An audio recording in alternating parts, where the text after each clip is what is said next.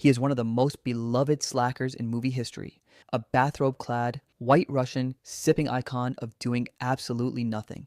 And he is a real person out there in the world right now. The film built around him flopped on release, then grew into a cult so devoted it eventually became an actual religion. This is The Big Lebowski, the Coen Brothers' 1998 crime comedy starring Jeff Bridges as the Dude, a Los Angeles deadbeat dragged into a kidnapping plot over a soiled rug. Beneath its shaggy, aimless surface sits one of the most carefully constructed films of the decade. Today, we count down 15 weird facts and stick around for number one, the religion this movie founded. Subscribe if you love the Coens. Let's get into it. The single most surprising fact about The Big Lebowski is that its hero was not invented. The Dude is closely based on a genuine, living human being named Jeff Dowd, a film producer and political activist whom the Coen brothers knew and considered a fascinating character. Dowd had been a member of the Seattle Seven, a real group of anti-war activists in the early 1970s. Exactly as the Dude claims about himself in the film when he tells Maude he was one of the authors of the Port Huron Statement and a member of the Seattle Seven. The connections run remarkably deep. The real Jeff Dowd genuinely goes by the nickname the Dude, genuinely loves a well-made white Russian, and in perhaps the most delightful detail of all, reportedly once remarked to the Coens that a rug in his home really tied the room together. The exact line that drives the entire plot of the movie. Even the names line up. The real man is named Jeffrey Dowd, the character is named Jeffrey Lebowski, and the actor is named Jeffrey Bridges. 3 Jeffs, 1 Dude. The most iconic slacker in film history was walking around Hollywood the whole time. The real Dowd has fully embraced the connection, becoming a beloved guest of honor at fan gatherings where admirers ask him to bowl a frame or raise a toast, though by most accounts the real Dowd is a bit more energetic and purposeful than his laid-back screen counterpart.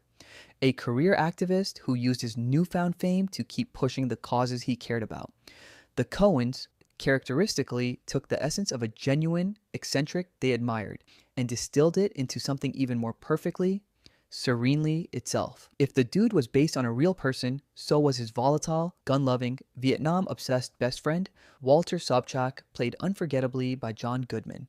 One of the primary inspirations for Walter was a genuine Hollywood heavyweight and friend of the Coens, the filmmaker John Milius. Milius is a legend in his own right, a famously bombastic figure known for his aggressively right-wing politics, his obsession with guns and the military, and his fiery temper. He is the screenwriter and director behind muscular, militaristic films like Apocalypse Now, Red Dawn, and Conan the Barbarian. Walter's physical appearance, his girth, his beard, his hairstyle, and his tinted shades was reportedly modeled directly on Milius. The connection was no coincidence, as the Coens were close enough to Milius that they had actually tried to cast him in an acting role in their earlier film Barton Fink, a part he ultimately did not take. So Walter's explosive, heavily armed intensity was a loving caricature of a real and very colorful Hollywood figure. Some of the most bizarre specific events in The Big Lebowski were not dreamed up by the Coens at all. They were lifted directly from the real-life experiences of another friend, a film professor and script consultant named Peter Exline, who told the brothers his stories over a dinner in 1989. The details are startlingly familiar. Exline's car was genuinely stolen, and when he recovered it from the impound lot, he really did find a young student's homework left in the back seat, precisely as happens to the Dude in the film. Exline, along with a private investigator friend, actually tracked down the 8th grade student responsible and went to confront him, bringing the homework sealed in a plastic evidence bag, exactly like Walter's infamous baggie in the movie. And when they arrived at the boy's house, there really was a man lying in a hospital bed in the living room, just like the invalid millionaire the Dude berates. The Coens took these strange, true anecdotes and wove them straight into their fictional Los Angeles. This is a hallmark of how the brothers work, magpies for the odd, specific, unbelievable details of real life that no screenwriter would dare invent. The homework in the plastic baggie in particular is such a perfectly absurd image. A grown man treating a child's crumpled schoolwork like a crucial piece of criminal evidence that it could only have come from something that actually happened. By stitching real eccentrics and real events into a fictional mystery, the Coens gave the film a texture of lived in strangeness that pure invention rarely achieves. The Dude's iconic, rumpled, thrown together wardrobe, the baggy shorts, the oversized cardigans, the general air of a man who got dressed in the dark from a pile on the floor was not entirely the work of a costume department. A significant amount of what Jeff Bridges wears throughout the film came directly from Bridges' own personal closet. The actor reportedly supplied many of the Dude's clothes himself, including the character's distinctive jelly sandals, contributing to the lived-in, authentic scruffiness that makes the Dude feel so real. This kind of deep, personal investment in blurring the line between actor and character runs all through Bridges' performance. He did not just play the Dude, he dressed as the Dude out of his own wardrobe, moved like the Dude, and, as we are about to see, developed his own quiet techniques to fully inhabit the character's perpetually mellow state of mind. The result is one of the most naturalistic, lived-in performances in modern comedy, built partly out of the actor's actual belongings, right down to the sandals on his feet. Jeff Bridges took the challenge of playing one of cinema's most famously relaxed characters seriously, developing a simple, recurring ritual to get himself into the right headspace. Before filming nearly any scene, Bridges would reportedly approach Joel and Ethan Coen and ask them a single, very Dude-specific question, phrased along the lines of, "Did the Dude burn one on the way over?" He was asking whether, in the logic of the story, his character was meant to be mellow and altered in the upcoming scene.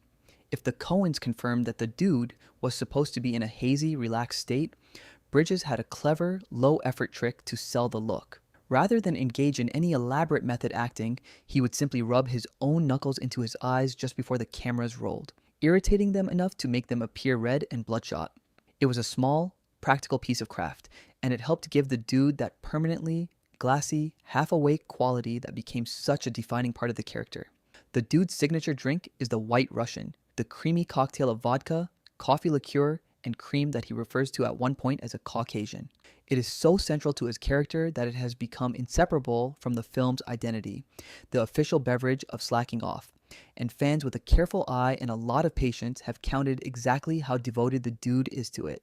Across the entire runtime of the film, the Dude consumes a grand total of 9 White Russians, including the one he drops in shock at the villain Jackie Treehorn's house. The drink turns up again and again as a quiet constant in the Dude's chaotic journey, a small ritual of comfort amid the kidnapping, the beatings, and the ransom schemes swirling around him. It is a wonderfully specific detail that speaks to how meticulously the Coens track their characters' habits, and it has inspired countless fans to raise a White Russian of their own in the Dude's honor ever since. The drink also doubles as a running visual gag about the Dude's priorities. In a story stuffed with kidnappers, thugs, a marmot loosed into his bathtub, and a soiled rug, the one thing the Dude never loses track of for long is where his next Caucasian is coming from.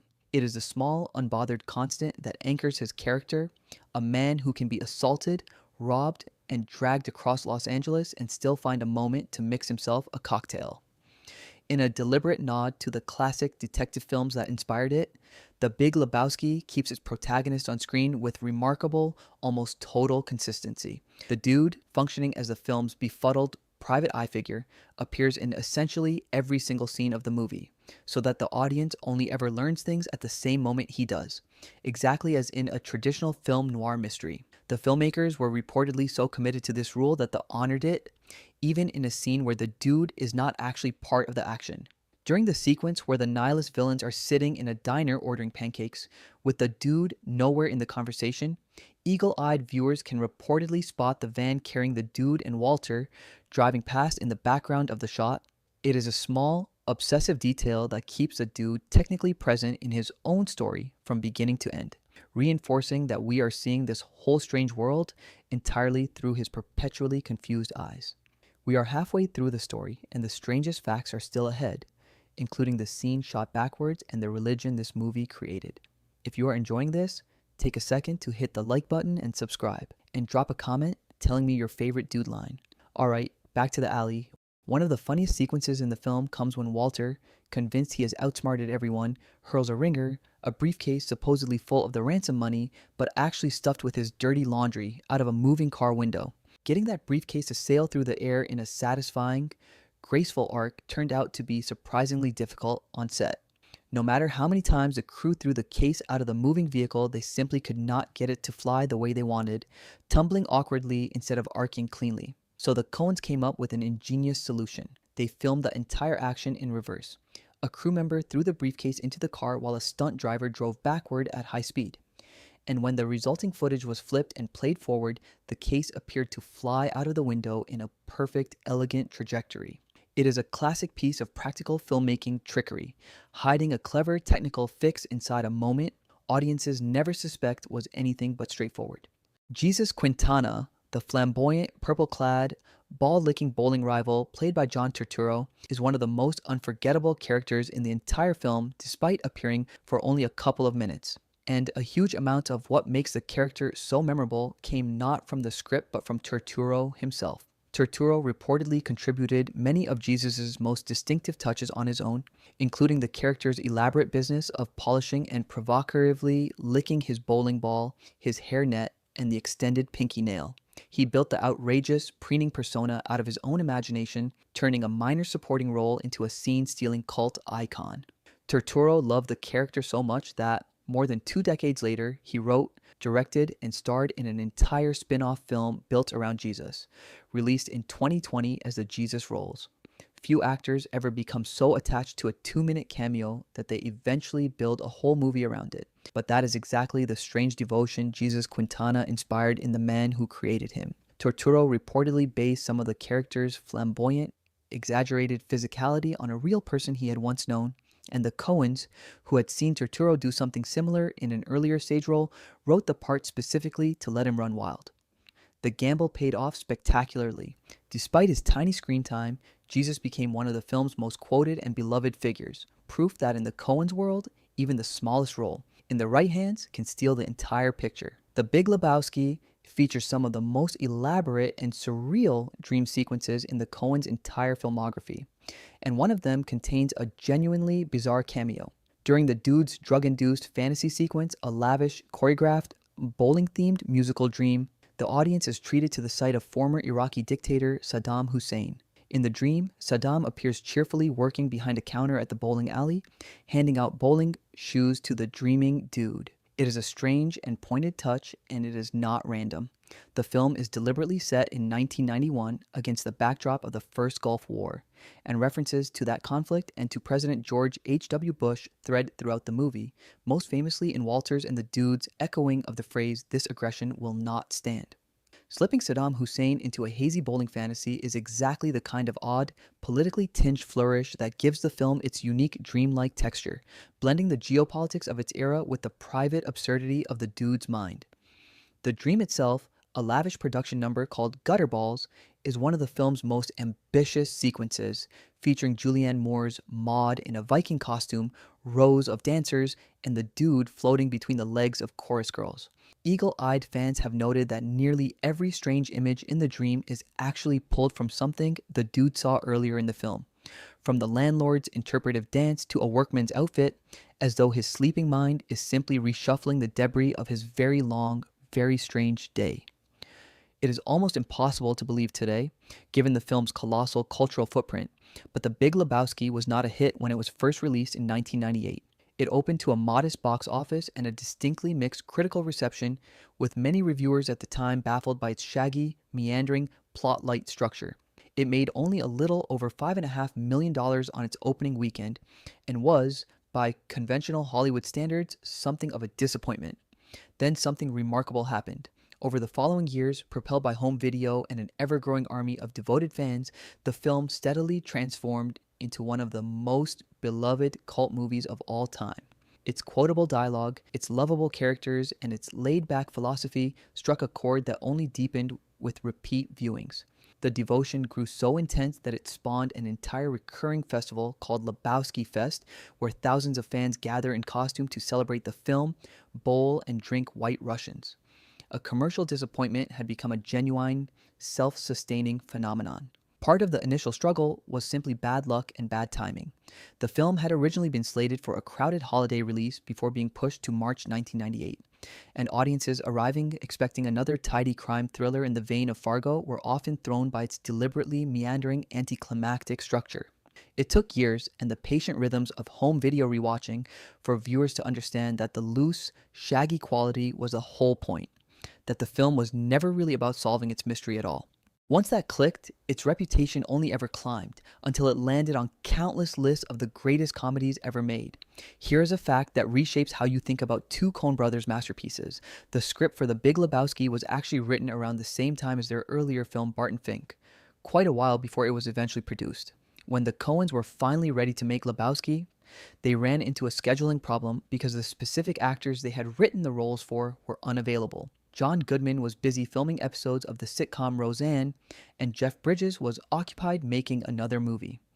Rather than recast their carefully imagined characters or simply wait around, the Coen brothers decided to fill the gap by going off and making an entirely different film in the meantime. That film was Fargo, the 1996 crime masterpiece that won them Academy Awards and is often considered one of the greatest films of the decade. In other words, one of the most acclaimed movies ever made was, in part, something the Coens did to bide their time while waiting to make a bowling comedy. Given how loose, rambling, and naturalistic the dialogue in The Big Lebowski feels, with its endless digressions, its overlapping arguments, and its casual profanity, most viewers naturally assume the actors were largely making it up as they went along.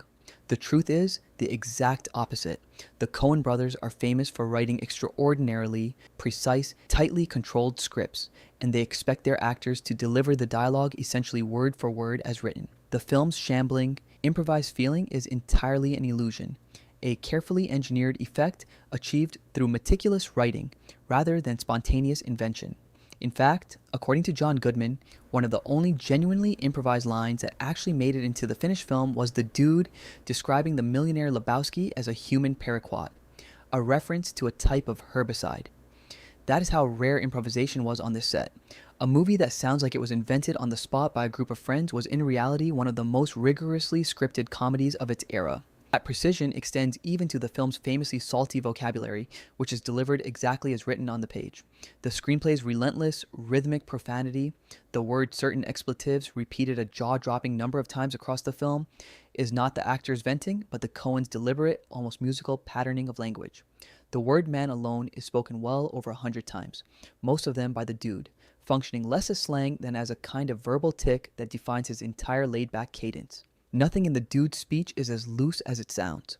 For all its stoner comedy trappings, The Big Lebowski is built on a surprisingly classical and sophisticated foundation. The Coen brothers deliberately structured the entire film as an homage to the hard-boiled detective novels of the legendary crime writer Raymond Chandler, the creator of the iconic Private Eye Philip Marlowe, and specifically to the labyrinthine style of Chandler's The Big Sleep. Joel Coen has explained that they wanted to tell a Chandler kind of story, one that moves episodically as the hero drifts from one colorful character to the next, trying to unravel a mystery wrapped in a hopelessly complex plot that is ultimately beside the point. That is why the dude, a bathrobe-wearing slacker, functions exactly like a classic film noir detective, stumbling through a convoluted web of kidnapping, deception, and wealthy schemers he does not understand. The presence of Sam Elliott's mysterious cowboy narrator, the running voiceover, and the mistaken identity plot are all direct nods to the genre. Beneath the White Russians and the bowling, it is a genuine detective mystery in disguise. The Coens even populate their story with the classic archetypes of the form, rearranged and made absurd. There is the wealthy, wheelchair-bound patriarch with secrets, lifted almost directly from the Big Sleep. There is the femme fatale in Julianne Moore's Maud, the seductive trophy wife in Bunny, the sleazy pornographer villain in Ben Gazzara's Jackie Treehorn, and the crooked, dismissive police. Every piece of the noir machine is present. The joke is that the detective at the center, instead of a sharp, hard-drinking, tough guy like Philip Marlowe, is a gentle, confused stoner who would really just like everyone to leave him alone so he can go bowling. The ultimate testament to The Big Lebowski's strange, enduring power is that it did not just inspire a fan base, it inspired an actual, functioning religion.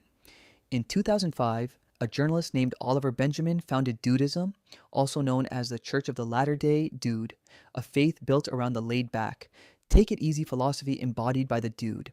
Dudeism is more than a joke, even if it wears its humor proudly. Its founder describes it as promoting a modern form of ancient Taoism, the Chinese philosophy of going with the flow, blended with the ideas of the Greek philosopher Epicurus, all filtered through the dude's serene approach to a chaotic world. The religion has a holy day, the Day of the Dude, celebrated every March 6th, the anniversary of the film's release. And it has ordained hundreds of thousands of people as official Dudeist priests through its website, many of whom have gone on to legally perform weddings. A shaggy comedy about a man trying to get his rug replaced somehow became the foundation of a genuine spiritual movement. The Dude, quite literally, abides. The film's cultural reach extends far beyond the church, too. Its dialogue is endlessly quoted, its imagery endlessly referenced, and it even earned a strange real-world tribute when Time magazine, echoing the film's running gag about the Big Lebowski's Person of the Year style mirror, played along with the joke. From a modest box office disappointment, the film has grown into something closer to folk scripture, a movie people return to not for its plot, which even its makers admit is beside the point, but for the sheer comforting company of its characters and the quiet wisdom of its hero's refusal to let a cruel and chaotic world rob him of his peace. Few films have ever been loved quite so devotedly or so strangely. So there you have it. 15 weird facts about a film based on a real slacker, populated by caricatures of real Hollywood figures, built on true stories told over dinner, and disguised as a stoner comedy when it is really a Raymond Chandler detective story. It flopped, then conquered the world, inspired a festival and a religion, and turned a rumpled bathrobe into an icon. Not bad for a movie about a guy who just wanted his rug back. It endures because it is genuinely in love with every strange soul who wanders through it.